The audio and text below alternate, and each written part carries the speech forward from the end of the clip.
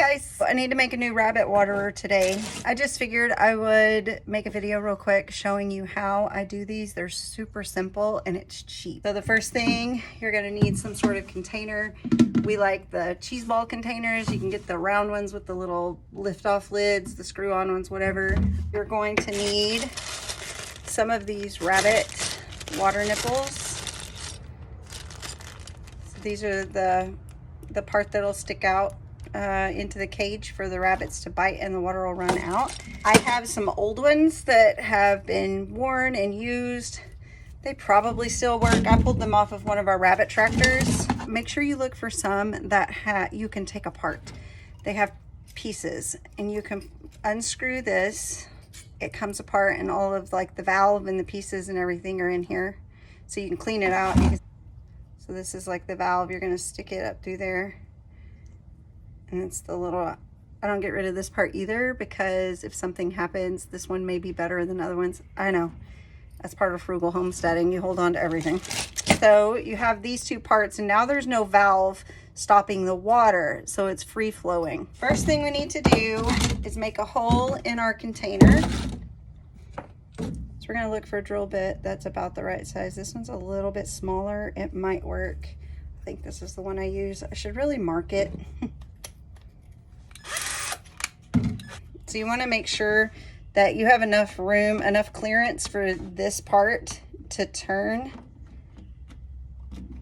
So I'm going to make my hole about right there. Do not press hard. If you press hard on this, it will crack. I'm just putting enough pressure on it to go through, but I don't want to crack it because if you crack it, it won't be any good to you anymore. Okay, we're going to have to make the hole just a little bit bigger.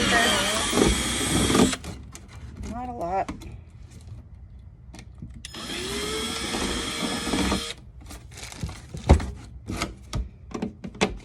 Okay. See. So you want to make sure that your O-ring is on this. Stick it in there. And stick it in the hole. And then we're going to piece this back together. So this is why we had to leave enough space to be able to tighten this up.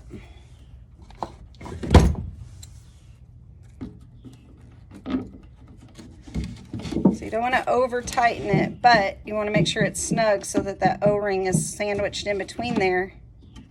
Make it leak proof. So now you have your free flow valve there. I like to have my tip pointed down just so that the water's flowing a little better there. Okay, so you have it like that. And that's like practically it. The lid. You need to poke holes or drill small holes in the lid so that, because it's gonna create a vacuum. For the containers that have the little purple pliable lids, I just take a push pin, like a safety pin or a push pin, like a little thumbtack push pin, and I just make holes in the lid. And that's big enough to allow airflow, but it doesn't allow like bugs and things to get into their water. But with these orange lids that are more sturdy, they require a little bit more force to make holes. So I just try to find like the smallest drill bit I have, and it doesn't need a whole lot. Just like 3 or 4 holes is all it really needs. It's just to release that vacuum so the water will flow out of your container. Okay, so we got that done. We have our lid ready. Now it's just a matter of connecting all of our bits and pieces. This is going to be connected to one of our breeder cages, so I need to have 2 nipples coming off of it. You just have to have tubing that's the right size to fit onto your valves.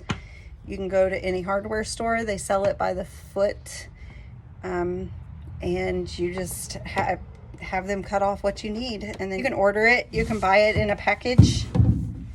I like to have these little shut-off valves. I'll put the tube on the valve on the outside.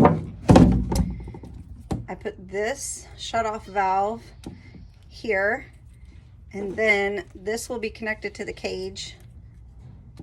And I put it like this. We'll connect the nipples to the cage, and then whenever it's time to refill this, we simply shut it off so the water doesn't flow out if there's any left. We just pull this part off, we refill it, carry it over there to the cage, reattach it, and then turn the water back on, and it flows through and out to the cage. Because I really prefer to have the valve, you kind of have to have it. Otherwise, you either have to take this off the cage every time to refill it, which is a pain in the rear end. How snug they fit on the cage to keep the rabbits from knocking them off. It's very hard to disconnect it every time. It's a pain in the butt. So to make it quicker and easier, these valves that fit the tubing are much better to have, and it makes it a lot easier to just refill this and stick it back on top of the cage or whatever, and get their water flowing. It's a lot quicker that way. So we'll go hook it up to the cage and I'll show you how it all looks.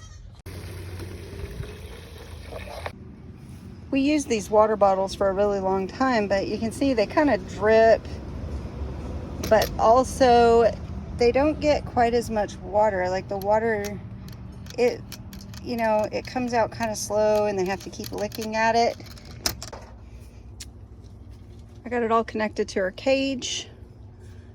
It's up here, so it's gravity fed.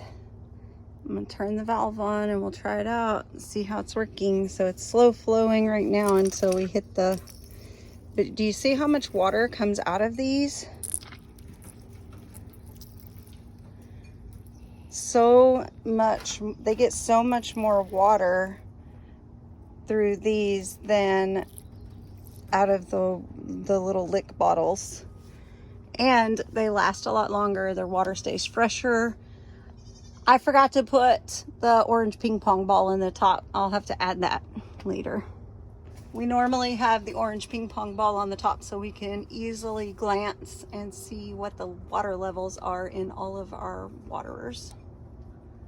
It's time to swap out their wooden boards for the tiles. I give them ceramic tiles because these are cooler in the summer. Since it's getting so hot, it'll give them a cool place to not only have a break from the wire, but it also gives them a cool place to sit.